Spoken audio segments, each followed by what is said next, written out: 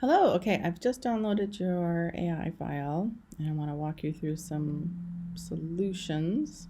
So the first thing is sometimes when your background drawing is so dark, it's hard to really function on top of it well. So I would say to lighten it up a little bit, and that'll really make drawing your lines a lot easier. You can always go back and, and redo it. The other thing you might want while it's unlocked is to have a temporary extra version of it that you can use for color reference later. But for now, that's good. We can go back ahead and lock that down again.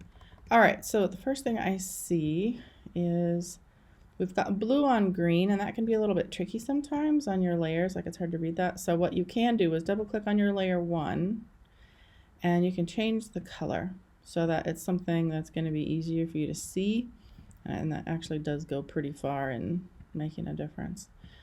Okay, so we've got a few different pieces here. What I would like you to do is not worry about the particulars of up here yet. What we can do is really quickly merge this and this.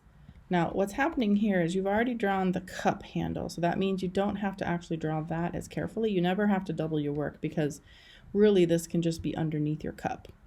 So let's do this. I'm going to remove a few points. I'm using my minus key.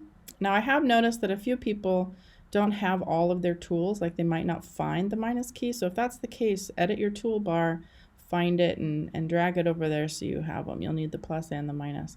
So I'm just deleting this because what I actually want to do is go back to my pen tool, touch that one to reactivate it, and then continue drawing. Now remember that if you've drawn one thing carefully, the other thing can just literally just be this chunky, and then you're going to reconnect it to, let's see, I'm trying to figure out where that piece is. For now I'm just going to stick it up here because I don't know where that is. And then same thing over here, we can go right underneath that banana later, and for now I just want to reconnect it to that piece. So now we have a piece that's fully connected. If I want to make sure it's fully connected though, turn your stroke onto something different or black and make sure that it truly is totally connected, and it is. And then we look at this piece and see where its ends are. And even this one, remember, you don't have to be particular with the teapot, because if you're particular with the cup, which that's the one that makes sense because it's sitting on top, you just pull those pieces underneath it. And in fact, you can reduce some of those points too. So essentially you just never redo your work. If you've drawn one thing, you're done. Now you just find, and as long as it's the top layer. So again, for this one, I just don't need it to be quite as complicated. At this point, what I could do, rather than try to join these shapes in the way I was going to, I might just make this big and overlap it. So all I have to do is to make sure that I'm actually overlapped with that green shape, and this one is kind of overlapped. So again, it's drawn too carefully, but you already have the banana like that.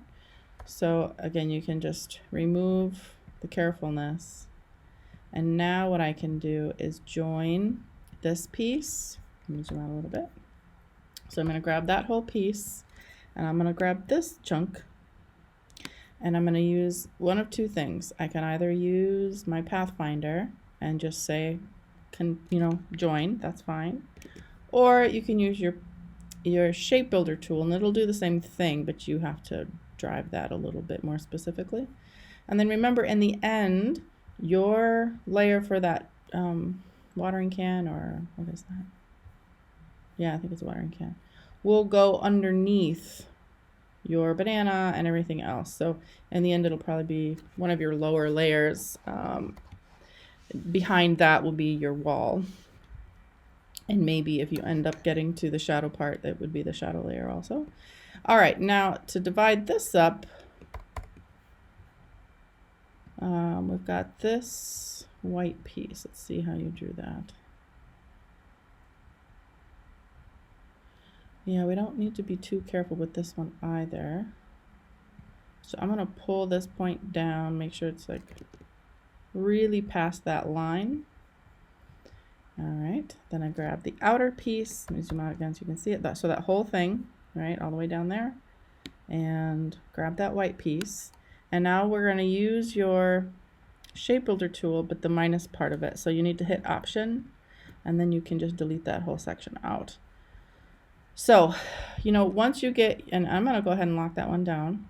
Once you get your banana filled in, we don't even see it, right? That's the whole beautiful thing about this, is that you can just do it like that. Now, before I do all the chopping up of the banana, one thing you might want to do after you clean the banana up a little bit is actually just keep the whole piece, because if you want to do the shadows, all you really have to do is duplicate your watering can, keep a copy of it, and just push it over and just slightly maneuver a couple things. Same thing with the banana, even less changing because it's directly behind there.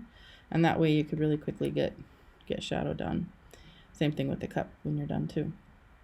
I might suggest if you like the roundness of the stool it's sitting on, great, you can keep it. If you want to do it simpler, just pretend it's sitting on a tabletop. So you essentially will just put a rectangle underneath all of those guys.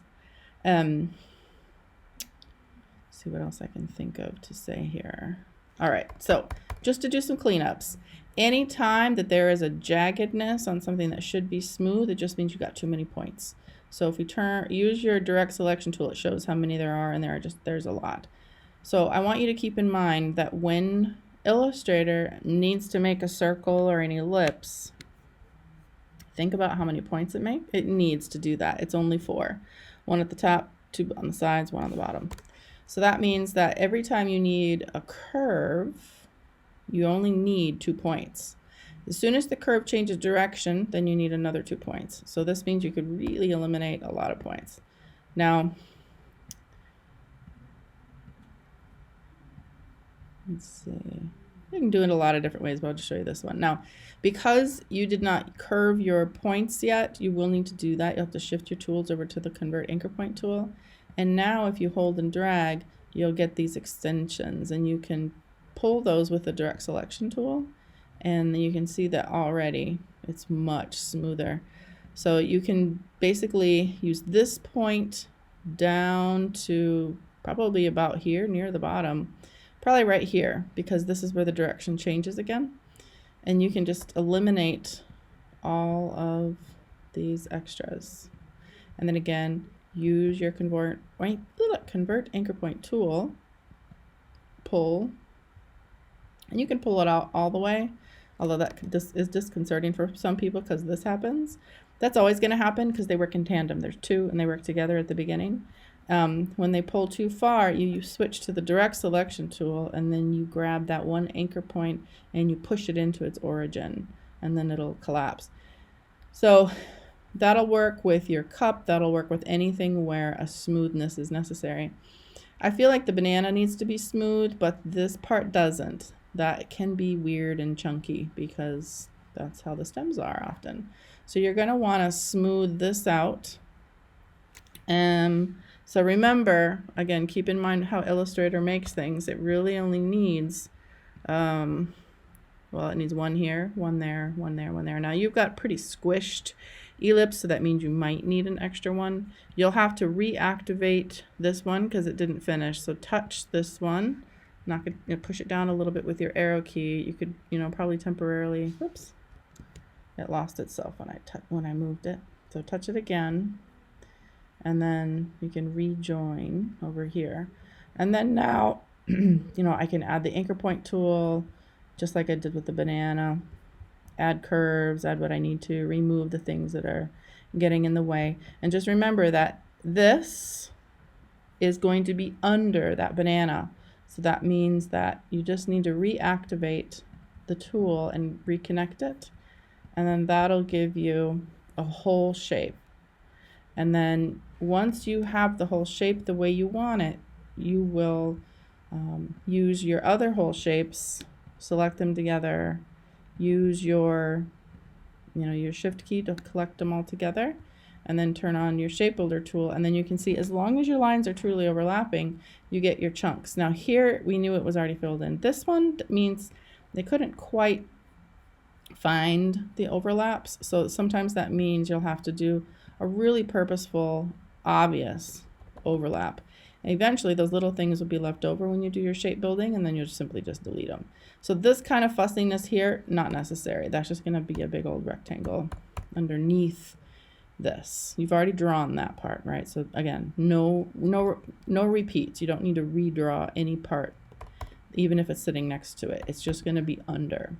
Later on, what happens is if you really don't like the idea of all these parts sitting underneath each other, you can use the shape builder tool to collapse everything together. But it'll just be way, way faster. So I hope that helps. Do whatever fixing you want to do. If you get stuck, let me know, and I'll you can just go ahead and email me your AI file at that point, and I can direct you again. I think the cropping looks okay. You're always welcome to change the artboard if you don't like it. If you want it more squat or a little bit wider, you certainly can. You are not beholden to the original photograph at this point. And yeah, I think that's it for now. You might not have time to do the drawings on the flower, and that's okay. You can still have the blue and then the white and then the green and then yellow, and then remember that the wall, as well as whatever it's sitting in, can be any color under the sun, whatever you like that makes sense with it. So I hope that's helpful. Get a hold of me or come to class if you need help.